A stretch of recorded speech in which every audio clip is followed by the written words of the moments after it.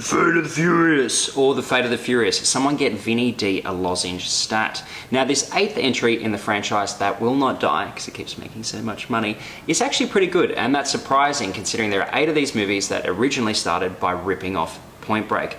This version finds human peanut Dom Toretto living in Cuba, having a pretty good time, smashing Coronas, making out with his wuzzer, and doing the occasional drag race. But then someone rocks up with cornrows, who's played by Charlize Theron, and has some blackmail on him and wants him to turn on his team, or as Dom puts it, my family.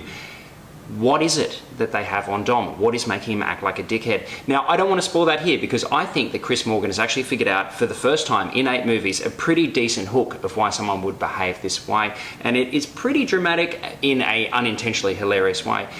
The rest of the movie, the surroundings of it, what you came to see, the crunching of the cars is totally worth your money. Chris Morgan, as a screenwriter, has just gone, fuck it, let's just make the most ridiculous shit that anyone can think of with cars. So there is a sequence in this movie where it rains cars, for real. There is also a sequence where they race a submarine.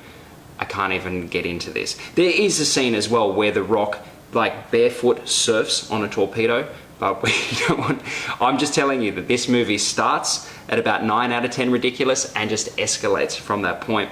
Same for the performances. Everyone here is playing a huge cliche and they dial it up to 11, and it makes for some entertaining moments, but no one that you're really going to care about. And now that we're in this 8th movie, there's just too many goddamn characters. I don't even know what all of their names are by the end of this. So look, I'm not normally a fan of this franchise, but I think that this entry, because it plays the ridiculous card, is my favourite yet, and I thought that it was wildly entertaining. I would give it 4 stars. I think that it is very slickly directed by F. Gary Gray, who just recently gave us Straight Outta Compton, which is awesome, if you haven't seen that as well. So if you are a fan, you've already got tickets booked, you're gonna get what you're after. And if you don't like these movies, like I normally don't, maybe go along, because you might be surprised, but just, you know, have a couple of drinks beforehand, because it is very silly.